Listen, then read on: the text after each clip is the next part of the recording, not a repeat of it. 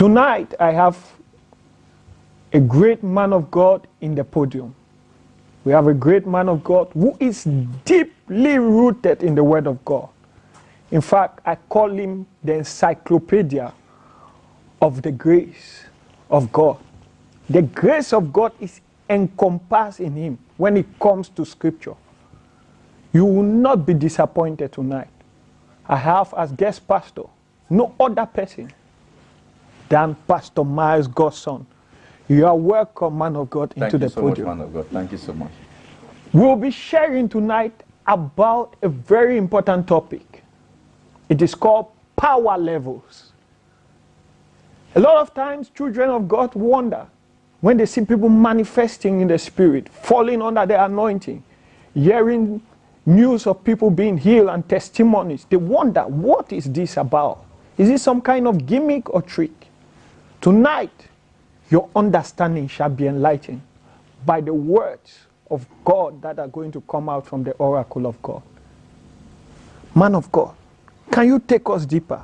What are power levels in the Christian faith? Thank you so much, man of God. Thank you so much for this opportunity you've given me to be part of this program. It's Deep Called Unto Deep. That's the main title of the program. I'm Pastor Miles Godson. I'm the founder of the Christ Glorious Church based in Stockholm. So I'm here in Örebro, New Jerusalem International. New Jerusalem International is a church that I pastored before, and I really thank God for the grace that I passed through this ministry. I want to thank you so much because power is something that is very important as far as our Christian life is concerned. And we always say that if you are not graced with power, your Christian life is not going to be fruitful.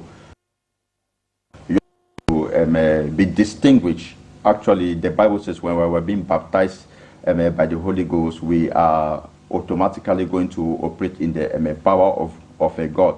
So based on the question that you just asked, power levels is talking about the dimension of the powers that God operates in us, that God ignites in our spirit, and the various ways in which God wants us to manifest Him here on earth. Hallelujah. Take note, the way God wants us to manifest Him on earth. Yeah. We are ambassadors of Christ, representative of God's kingdom on earth. Amen. Therefore, we have to show forth His glory. Amen. And that's why this topic is very important. Yes. Now, can you unveil to us the mysteries that are hidden in the different kinds of powers? Yes, this is, if you look at the Old Testament and the New Testament, everything there is all about power. From the time that God created this is just the foundation that I'm laying. From the time that God created the universe, God manifests His power. From the time that Jesus Christ died and resurrected from the grave, all is about the manifest of God's power. Even to the book of Revelation, where we see the scripture says that Jesus Christ is going to come back again. There's going to be a great manifest of power. So power, the manifestation of God's power in our life is indispensable. We cannot do without it. But in the scripture, if I have to answer your questions, I would say there are several dimensions, or I can say level of a God, the way God manifests His power. And these levels, they all depends on the individuals and the time that God manifests this power. The individuals are different. Yeah, so that means the way God manifests His power, if you read the scripture, it is subjective on the individual and the person as well as the time. So there are about, if we have to summarize it, we can just say that there are about 5 dimensions of God's power, or 5 levels of God's power, but not just as static. We are not keeping it to be static. That this is just the way. But when we read the scripture from the book of Genesis to Revelation, we see we can segment the way God demonstrates and manifests is a power in his people, in the Christendom. So the first level of a power that we see is like the dunamis. Is known as the dunamis, and the word dunamis is used in the scripture 120 times. It's used in the scripture 120 times. And what is the dunamis power? It is this vested, inherited power that we have from God when we become born again. We can say that everybody has dunamis. Everybody has dunamis in him. When you become born again, the Bible says the Holy Spirit is going to come and dwell upon you. The Bible says on the day of Pentecost, the Bible says the Holy Spirit descended upon the disciples like in the flame of fire. It came unto them and they began to speak in tongues. So that was the ignition of the Spirit. That was the power. Immediately you become born again and the Holy Ghost come upon you. Everybody is going to every Christian has a dimension of power. So this is the first dimension is called dunamis. Dunamis is the inherent power that you receive when you become a born again. Once the Spirit of God comes into your spirit becomes revitalized. The dead begin to give light begin to brought forth in your spirit. It comes with this dunamis. It comes from the word dynamite or dynamo, and it refers to the miraculous power also. You see, for example, the Bible talks that in the book of Acts chapter 3 and verse 6, when Peter met the lame man at the gate of Beautiful, what he manifested there was the dunamis. He said, silver and gold I have none, but in the name of Jesus, I command you to rise up and walk. That was the power that was inside of Peter, that he met the lame man at the gate of Beautiful. Then he manifests this power. So that power is found in everyone, and that power can only be manifested when we come in contact with the Holy Ghost. So everybody has power. God, the Bible says in the book of Genesis chapter 1 verse 6, they say God says, let us make man out of our own image and likeness. And they say in the image of man, he made both male and female. So that naturally, man is made in the image of God. But what distinguishes one believer, what distinguishes one from another, is when the Holy Ghost comes upon you. When the Holy Ghost comes upon you, that thing that God has put upon you, that power, that natural power that God has put upon you, and then it begins to ignite it. It begins to ignite it. We could be here, all of us, we are anointed. Now, we could hear, but it is the person who is like empowered at a particular point. It's a person who is empowered that is going to manifest that power of God inside of us. So there is naturally a power inside of you, and that is called the dunamis.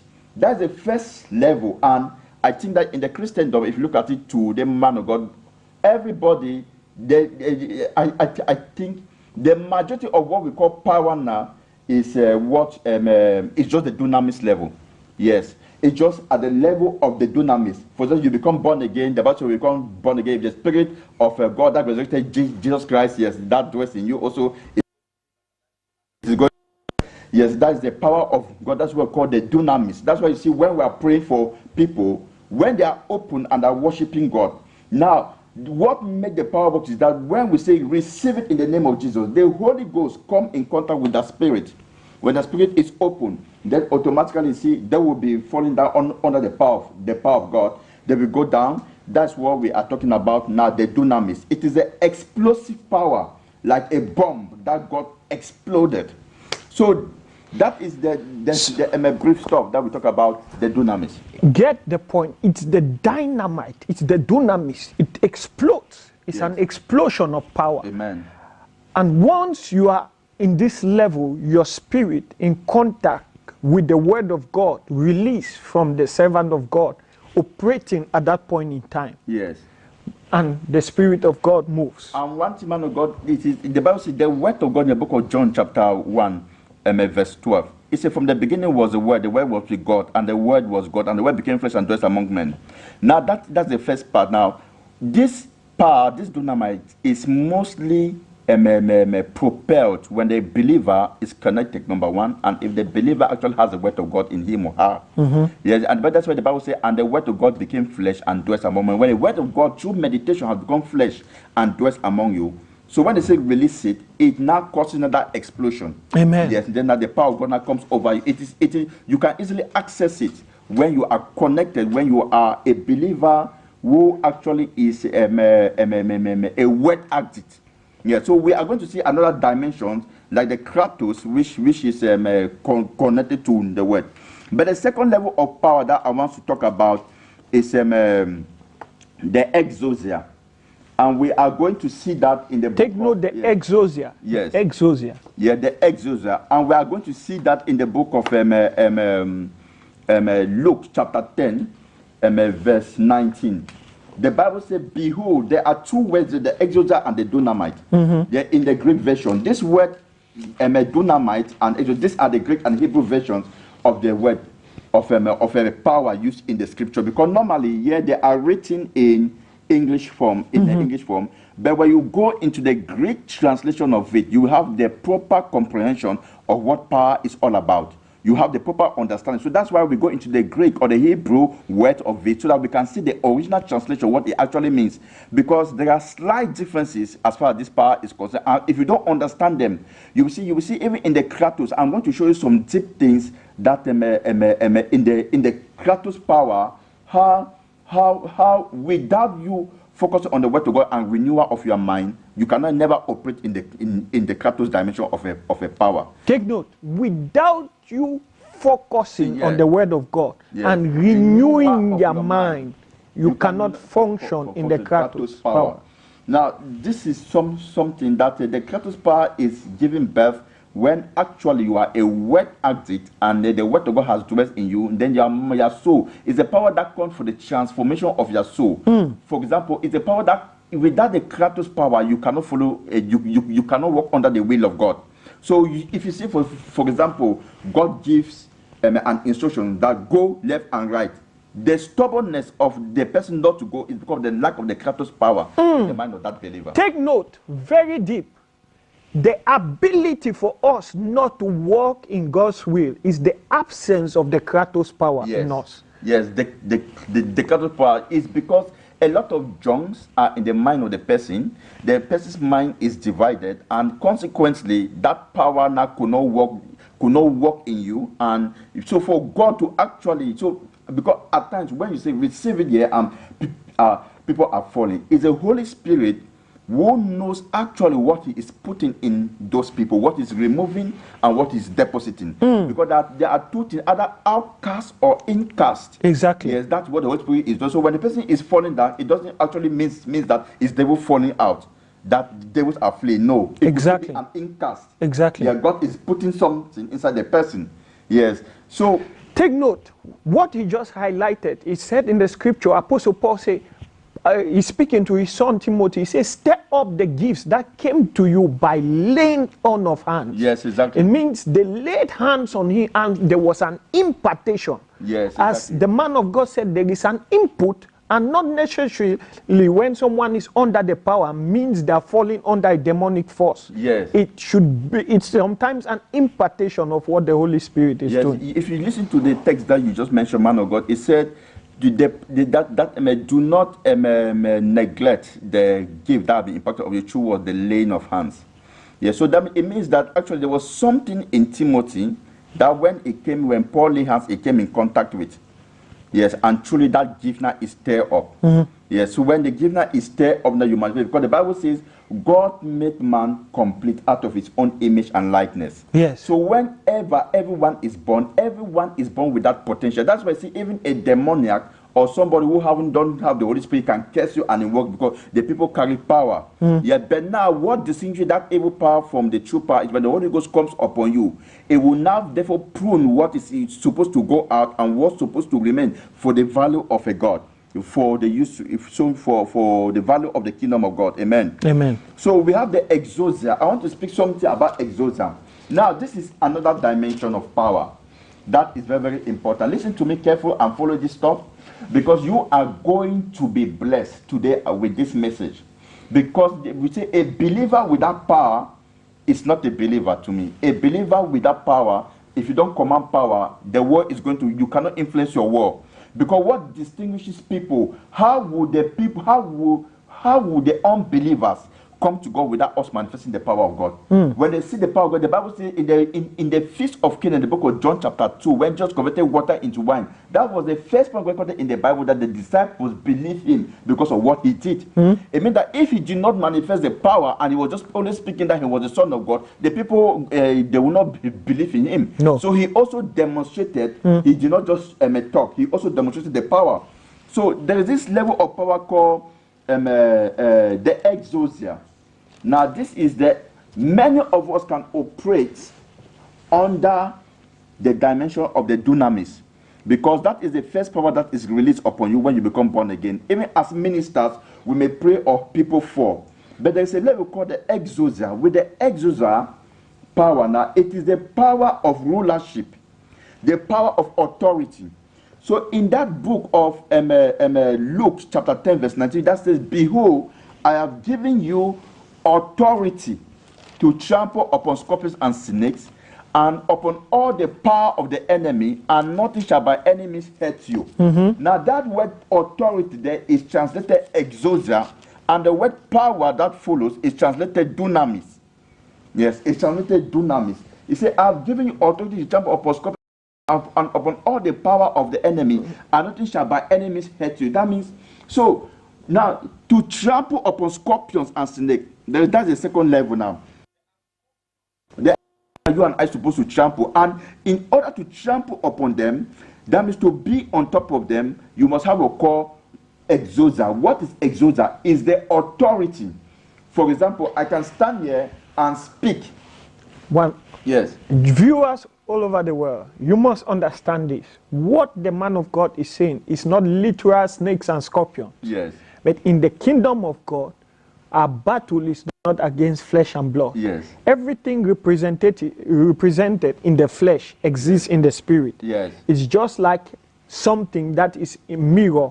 It's a mirror image of another thing. When you look yourself in the mirror, it's a replication. Yeah, so man of God, go on. Yes, the word exousia is used about 103 times in 93 verses. You see, if you look at it, 193 times in 93 verses, you see everywhere in the scripture is power, power, power, power, and God is segmenting the various levels and dimensions of power that is released upon the children of God. You see, if you look at some men of God, they have authority. Just pronunciation enough to silence every force. You may not see manifestation like in the dunamis that causes an explosion like a bomb. But this one, they have authority over rulers. So dunamis, exousia is the power of judicial decisions. Even when you are at the judicial level, you have to pass judgment. You're supposed to have exousia. For example, to destroy wishes, you must be authorized. You must be at that level of judiciary. That's what it means that I give you authority. Authority to do what? To trample upon scorpions and upon all the powers of the enemy. So this is judicial power that God gives his children in order to rule the world, to rule the wishes of the world, to rule the powers of the world. So, but not every believer, they have this power. So, man of God, what we are understanding from what you are telling us about the exousia is when we come to, like, you know, in the past we had some meetings that were organized together, like Judgment Night. Yes, like Judgment Night. Yes. This is, you mean when organizing such meetings, we want to function at the level of the exousia? Yes, when you are organizing this meeting like Judgment Night, if you have the unction or you have been bestowed with the exousia power, you can easily execute judgment. You can pass judgment. You can destroy. It can cause a very great destruction. Let me give you this testimony. In 2014, while I was sleeping, when my brother, one man of God, visited me, we lied together. He got up. It was like about 5. He tapped me and said, "Man of God, what is God saying?" I heard the word. When he said that, I went into a trance, and God said to me, "Exousia." When God pronounced the word exousia, were lifted up. So I can only best define it. What is exousia? It is greater than casting out. I saw trees were uplifted and hit demons. I saw trees were from the root. Yeah, so he said exousia. That is a power dimension that I'm pushing you now into. Exousia. Trees were uprooted. I was like giving command, and trees were removed from the root directly. So it is a higher level of authority other than just casting of many demon or operating by the speaking of tongues. You know, the dunamis is limited also. You can speak in tongues. Baptism of the Holy Spirit can come. But there are certain strategic forces that could only be stopped by the exousia power. It will depend on the authority that God has given you. And this is based on the relationship you are working with and the trust that He's put in you. So the Bible says that it is required of every servant that he be found faithful. As Yes. you are a man of God, faithful with your assignment with God, you follow His instruction and walk in the kairos Yes, power exactly. of God, Yes. following the will of God and direction. God begins to take you to another dimension. Yes. And sometimes believers are mistaken, because a lot of times many people are drawn into the physical manifestations. Yes. But we come to an understanding that the exousia, even though nothing happens Yes, physically, yes, yes. but there is catastrophe There's in the kingdom of catastrophe, darkness. Yes, in the kingdom of darkness. And the exousia is like, for example, a layman could, let me just explain to you what I'm seeing now. That is the authority. There are some specific type of diseases, specific type of issue that cannot be handled by the dunamis power. You see, that is why you see some people, they may fall under it and they get up and become the same. Yeah, but when God anoints you at the exousia level, He gives you that authority to rule over. It's rulership. That means He has entrusted you. And you can see that you can speak, all blind eyes open, the blind eyes open. It's a miraculous type of power. Lame walk, you see lame jump up and begin to walk. Just by declaration. You may not even see the people falling down. Or at times they may fall, but you will see a specific miracle that is happening that will cause the place to shake. Yes, that is called exousia. Yeah, the exousia. So, man of God, so we can experience the kind of Pentecost experience that the building was shaking. The Exactly. earthquake Yes, exactly. shook the building. Exactly. And- You can have that. Okay. Yes. Then now you see when you can see pronunciation and you can feel like earthquake comes upon it. So that is what we are talking about, the exousia power. And normally this power, even though they could be separated, they don't work somehow independently. People could function in the various Powers. dimensions. Okay. Yes. Then you have the ischus. Now the ischus is the oil, and it is a lubricative oil. It's a lubricative power that God gives that ignites all the power. Let me see. This is like the oil of the engine of a car. Yes, exactly. The oil of the engine of a car that lubricates the wheels and the rest. That's called the ischus. You see, if you put flame there, you see it will burst. Yes. Right? It is going to burst into flame. If you light a match, it's going to burst into flame. And see, that's what we call the ischus power. This type of power is a function of your obedience. Now, I want you to look at obedience as that lubricative oil that will cause God to move. You see that if God say go left, you don't go. If you notice in your journey of life, it's like it's not lubricative. It's like rough. You see, like It a becomes wheel. frictional. Yeah, frictional. Yes. There's going to be friction with you, with a God. But so when God tells you go, and you go, you will see that lubricative that's called the ischus. It is going to begin to work. That it is like strength, a strength that will come over you. It is a might that will come over a force and an ability that is going to push the work of God forward. And that's what you see. Those who operate under the ischus do not act independently, but they don't struggle to manifest the power of God. When you are in that obedience, so it's a power that comes as a result of your obedience. Yes, to God. So God gives you more of that oil, like a grease, and you could easily lubricate all the other powers that works in you. So you will see that the ischus is the strength that God gives you, the might to manifest it. Yes, Hallelujah. So if you read the scripture, it's just like what the Apostle Paul is saying, that the believers were crying to him that, oh, we don't want you to go to Rome because you are going to die in Rome. Yes, exactly. But he was not dependent on that. He wanted to go to Rome. Yes, so you saw the friction that occurred when the Holy Spirit spoke to him that don't go this way. You read in the book of Acts that times the Holy Spirit said a man of Macedonia who, appeared to him. So that's when he knew. So those are when you begin to obey God and you are walking in that level of obedience. The ischus normally flow, and the other power dimensions, God can easily open it in your life. So that's what we call the ischus. Then we have the kratos power. Hallelujah. Hallelujah. Yeah, for you to have the ischus, you can see that in the book of Ephesians chapter 1 verse 19. That says, to the working of his mighty power. That power there in Greek is called ischus. In the Greek word, you say, to the working of his mighty ischus. So the ischus now is what actually give the strength. So it's the power of strength.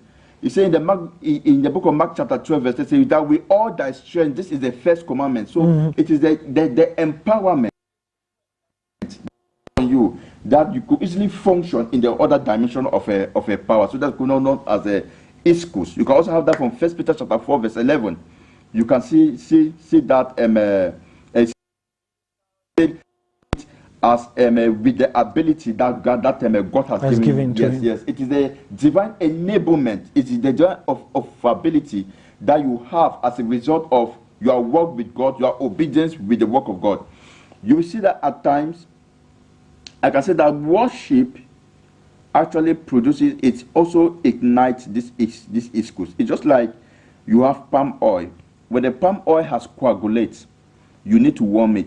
So when you worship, automatically you can flow that oil is begin to flow. It is depth in you, it's begin to flow. Then truly now you can distribute it by now authority. Amen. By the exousia. You can release it now upon the people. So that is ischus. And thank you, man of God. Ladies and gentlemen, we will be back again after the short break.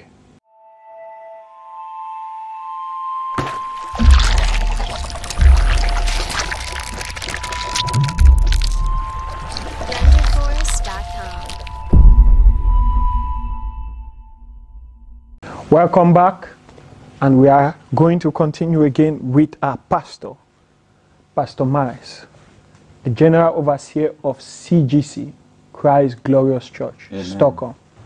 Man of God, there are still some levels that you want to unveil to us.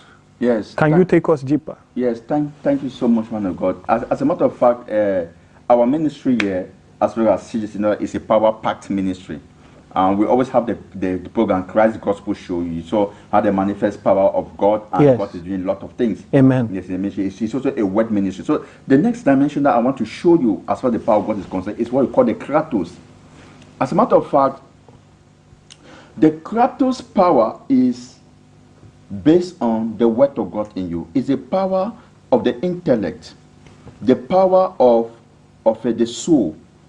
For example, if God gives you an instruction, or you find it difficult in one of your Christian when you become a born again, know that it's a sign that the kratos power does not operate in you.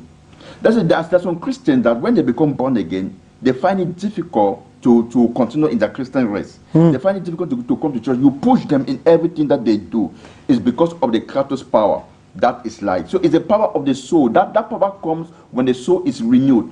That's why in the book of Romans chapter 12, verse 2 say that do not be conformed to the things of this world, but be ye transformed by the renewal of the mind. Yes. So when that power comes upon you, your mind is transformed, and the conformity to this world is neutralized. So through that, you begin now to operate now in that dimension of a power. It's a power also of self-control.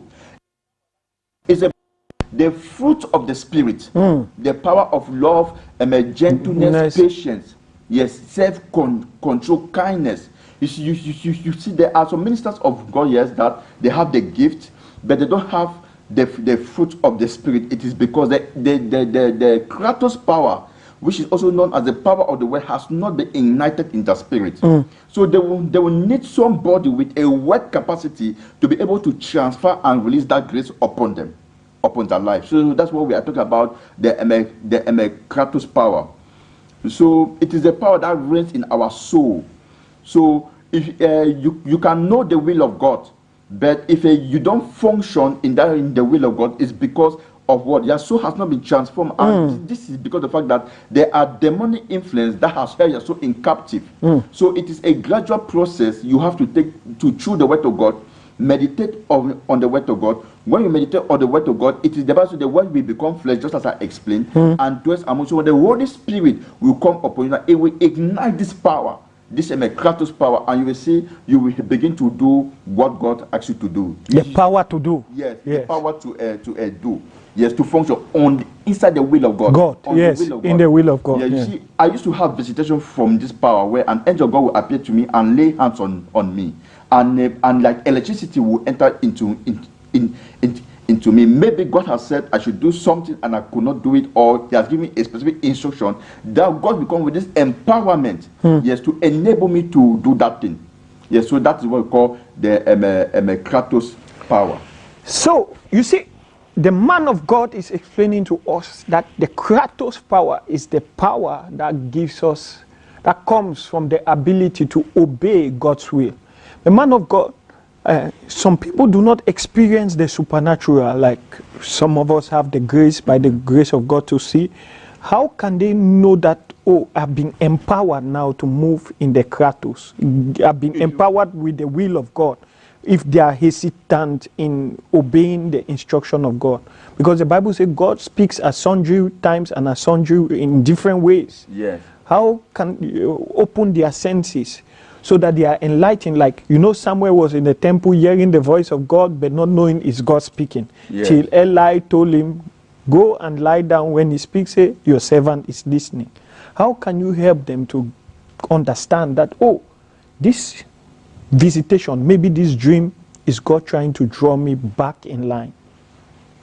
Oh yes, the fact is that based on this question, I can say that it's what caused some. If God will have to speak to you without you understanding, it means that He has kept an early there who is going to interpret to you. Hallelujah. Yes, exactly. Hallelujah. So that's why that I will give you further what. After my own, what we do was show you the way. And the Bible says when you are going on the way, you will hear a voice behind you that go to the left, go to the right. It is I who is speaking. Yes, exactly. So if God does not give you a spiritual father, automatically God knows that if He will speak to you in such a way that you will understand. Amen. Yeah, because when God appears to you, when He speaks to you, normally He will transfer an interpretation of the Spirit into you, of His Spirit into you. What actually He means by that. But if that is absent, it means there is a father that God has given you, like Eli, who is going to see. So that's why I see Eli was able to tell Samuel that when he calls you again the third time, say that, speak, Lord, your servant is listening. Amen. Yes. So now knowing also the will of God, it must not be directly that you must do. First, the word of God is the will of God. Yes. Yes. You know that if you become a born again, you have to study the word of God to know the word of God for yourself. When you know the word for God and you apply it, it's going to work for you. Yes, you must not need special laying of hands for you for the word of God to be released upon your life. So it's your responsibility, because what pastors only do, us pastors, we can guide you on the word of God, show you the path. But I cannot study the word of God for you. No. Yes, you have to open your brain and you study the word of God. So this Kratos power, let me say, if you see that somebody is not following the will of God, somebody's mind has not been renewed, lack in the person's life. Yes, that's the power of the word of God. And it's also work with faith. Yes, people, it's also work with faith, because the Bible, without faith it's impossible to please God. When God speaks, you have to act. The Bible is seeing those things, even God himself, He called those things that are not as if they were. Yeah. Yes, so He operated also in that dimension of faith. Hebrews chapter 11, all the saints of the old, they operated by faith. He said by faith, Moses forsook what? Israel. Yes, and then he preferred to suffer famine with the children of Israel. Yes, he forsook Egypt to suffer with the children of Egypt. God, he saw the promises. So the Kratos power, it is something that you have to allow it to work in you. It is the software. It is amen, it is the power that allow you to operate under the will of God. The Bible says in the book of Philippians chapter 2 verse 13 that for it is God which worketh in you both to will and to do of his good pleasure. That worketh in you. It is God that worketh in you. So that is the power of God that worketh in you, because truly in this power, if you are not empowered, you cannot do the will of God, no matter what you do. That's right. So the last dimension of God's power, I'm going to show to you. This is very mind-blowing. This is very mind-blowing. And you will see that Jesus Christ, even in the Kratos, he operated. But when in the book of Luke chapter 4, verse 18, but he went to the synagogue and he found the place that was written of him. He said, unto this day, scripture has been fulfilled. Yeah. He said, behold, the Spirit of God is upon me. He has anointed me to do what? To preach great tidings unto the poor. So he said, this day, scripture has been fulfilled. I've cited in the book of Isaiah chapter 11, yes. 61. Yeah. Yes, he quoted Isaiah chapter 61 in the book of Luke chapter 4. Yes, so you see that.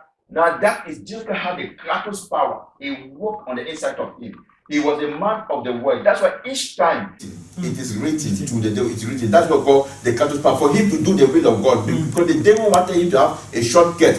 But he knew that what was written was that he had to die on the cross. Amen. Yeah, so that power now is based now on the word of God that he has known in spirit. He has stored in his spirit and is convicted. So he walked, he said, no, I don't have to bow onto what the devil is saying, but my place that I have to be is on the cross. So there was no shortcut. So the last dimension of power is very, very mind-blowing, and I'm going to show you something very powerful here. It's called the epikaizo. This is the boiling point of power beyond eternity. Now this is what it means. You see, the Bible says, God said that Moses operated under this dimension.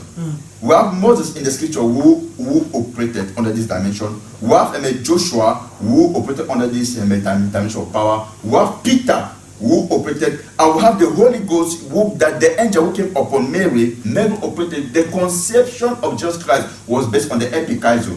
It is the overshadow power of God. The Bible says the Holy Ghost came upon, and the angel appeared and said, "Thou shalt give birth to the Messiah." And Mary said, how shall this be? He said that the Spirit of God is going to overshadow you, is going to come upon you. And when that Spirit of God came upon him, a woman who had never had any intimacy now became fruitful. That's what we call the epikaizo. That's, you see, a man of God can stand and say, barren women, he speaks to barren women, and barren women, they became pregnant. I always say that most often the barren women, they think that it is the the intercourse or the intimacy that they have with their husband. No, it is the word of God that was spoken into the spirit that actually produces that. You see, for example, the Bible says, why could the other disciples know? Why did Peter begin to sink on water? Because the word that Jesus spoke was the word that Peter stood on. Peter could not walk on water. He walked on the word that Jesus Christ spoke. He said, come. That was the word. Peter walked on the word come. It was a word that converted the water into solid. It was a word that made the liquid into solid. The word come, just one word. And Peter did not walk on water, but he walked on the word that Jesus Christ spoke. So when miracles are happening, based on the epikaizo, they are working on the word of God that the man of God who operated under that dimension is speaking. So truly, that seed from his mouth produces according to the divine nature. God knows the face of the father and the face of the mother. Join it together, and it produces a child in their womb, according to the word. You remember there was a man, an army general whose child was sick in the scripture, and the Bible says when he met Jesus Christ said, "Go, thy servant is healed." And the Bible says when the man went home, he remembered the same time that Jesus Christ spoke was the time that servant of God, that his servant was healed. Yeah, so that same moment, so the word of God was what actually manifested at that time. It manifested instantly, just how Peter walked on the word of God.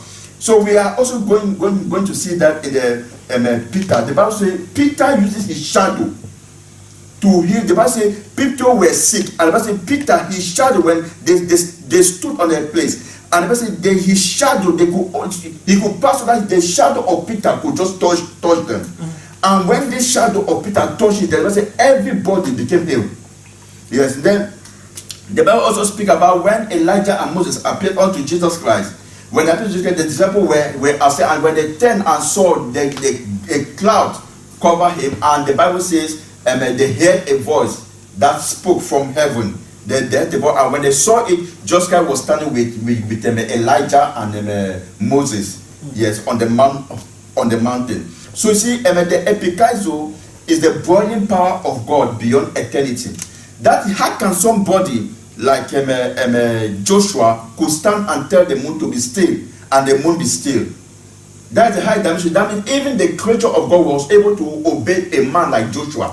He said, let the moon be still. And one day, there was a leap, there are 365 and 1/4 days for each year. There was a leap year.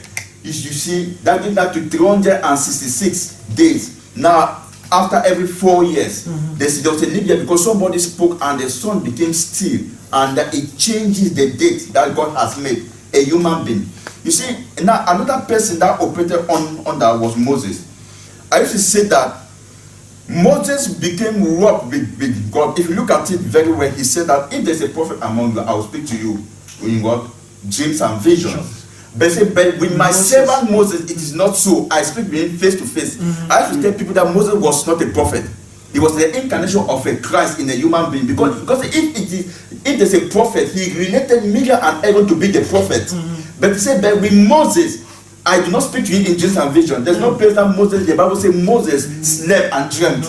No. It was face to face. So with the prophetic, God will speak to you in dreams and vision or the other prophet. But when you are operating in the dimension of Moses, which is a prototype of Christ, you are now connecting with God face to face. If you look at it carefully in that scripture, there's a part in the scripture that says, God said to Moses, go now to Mount Nebo and die. Why did God not kill Moses? But God asked him to go and die. Moses went and decided to die, and he died on that mountain. So see, because divinity has robbed Moses in such a way that God was seeing himself in Moses, so could not kill himself. So you understood that Moses was operating in that dimension. So he asked Moses to go and die. Moses went and said, okay, I died, and he died. Not that God killed him. It was Aaron and Miriam that God struck. Yeah, but Moses, he was advised to go and die.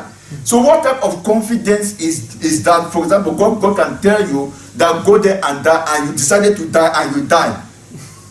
You see, that is a dimension. So Moses surpasses the prophetic. He surpasses the prophetic level because he was speaking to God face to face. Why the prophets were only having it in dreams and vision. So that are just a touch of the powers of God that we see in the scripture that they operated. Yes, that's what we call the epikaizo. That is the boiling point of power. So, ladies and gentlemen, I will just give a recap of it. We have the dunamis that everyone could operate under when you become a born again. In the book of Acts chapter 1, verse 8, the Holy Spirit will come upon you, it will revitalize you. You will begin to demonstrate the power of God, casting out of few elementary demons. We have the exousia, which is the level of authority God has given in the book of Ephesians chapter 6 from verse 20. It says, "You have given power," and in the book of Ephesians chapter 6 from verse 12. Behold, we have power over principalities, rulers of darkness in this world, spiritual wickedness in high places. For you to be able to conquer that, you must have authority that have been invested upon you. And this shows, just as we said, man of God, a compass on your work with God and your faithfulness with God. There's a difference between duty and faithfulness. The fivefold operate under duty. The faithfulness is when you have a servant heart and you are working with God. If you read the book of Matthew chapter 25, you will see how the parable of the talents. A man came and he gave some 5 talents, he gave some 2 talents, he gave one talent. The one with 5 went and multiplied it. The one with 2 went when I multiplied, the one with 1 when I buried it. That one with 1 was considered to be faithful, but at least he gave back to his servant, yes, to his master, what he gave him. And he said that you are a wicked man, you are you want to live where you do not so. But the ones that were given 5, they multiplied it by and have become 10. Jesus turned that man to be faithful. So faithfulness at times, the 5-4 at times, but we think that when they give instruction in church, do this, we are merely doing duty. We are not yet becoming faithful There are many duty proclaiming men of God on the pulpit when they are not faithful. Faithfulness, even you surpasses the degree to which God asks you to do. Therefore, faithfulness, because the man went and had what? 5 more. But the man who buried one, and when he was doing a duty, he wasn't faithful. He just replicated He did not even say he came back and gave it to him. Yes. Take it back from where he buried it and gave it back. Yes. So what God has put in you, when you give it back, you demonstrate the power of it. That's what we call duty. It's not even faithfulness. So you will begin to think now whether you are faithful or whether you are a duty Christian. Then we have now what you call the dunamis. You have the ischus, you have the kratos, and you have the epikaizo. So that is the 5 dimensions of powers that we could see in the scripture. There are so many hundreds of scriptures that could explain it, but because of time, we could not give it all. Thank you so much, man of God. We will still have the opportunity to have the Pastor Miles Godson on the podium on subsequent programs as the Lord will keep on leading us. I want to take this opportunity to say that the man of God is also the general overseer or the founder and visionary of what is called CMOC and GROMOC, which is an association of Scandinavian pastors, and is also a school of ministry where many people are being equipped and taught the word of God. Amen. And there is a summer session that is coming up. Please try to take the opportunity to register. It will be an online sessions, no campus session. So wherever you are, you have the opportunity to be part of this. You can join him and see more of this on his Facebook page, Christ Glorious Church. On the Facebook, you can see that. And still, if there's anything you need, know that you can always send a message through Facebook Messenger and you will get to him. And I believe your question shall be answered. We will be joining you next time for our next edition. But before we leave the podium, we want the man of God to pray for someone. Pray. Whosoever has listened to this message, who is comforted with this situation, as a person operate in faith, and in that woman you are wearing like a white blouse, and I'm seeing something you are tying like how they tie wrapper, and you are wearing like a white blouse, and I see there are like white buttons.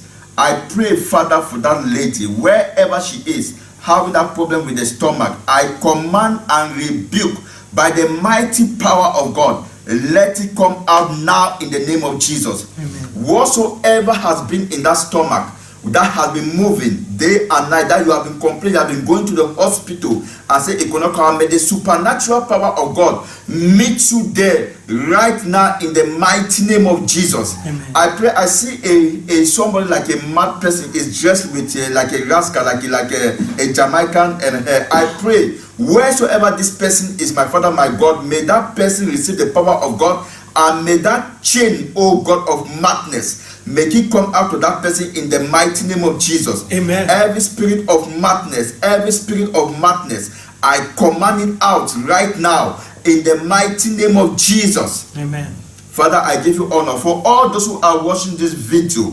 May the power of God by the Holy Ghost come upon you right now in the mighty name of Jesus. Amen. May the power of the Holy Ghost, may the ischus, may the dunamis, may the exosia, may the kratos power, and may the epikaizo that God has released upon our life, may it be released upon you right now in the mighty name of Jesus. Amen. And may that sickness go right now in the mighty name of Jesus. Amen. Father, I give you honor, I give you praise. In Jesus' name we pray. Amen. It is done. Amen. So you can watch our program, New Jerusalem International Orebro. Please always come and be part of us in Jesus' Ladies name. and Amen. gentlemen, viewers all over the world, we have come to the end of this edition of Deep Things. Deep calleth unto deep at the noise of the water sprout. I will be meeting you again for the next session in the course of time. And who knows, I may be joining you live, face to face, for the word of God in your city. We hope to see you. Keep on watching, and God bless you.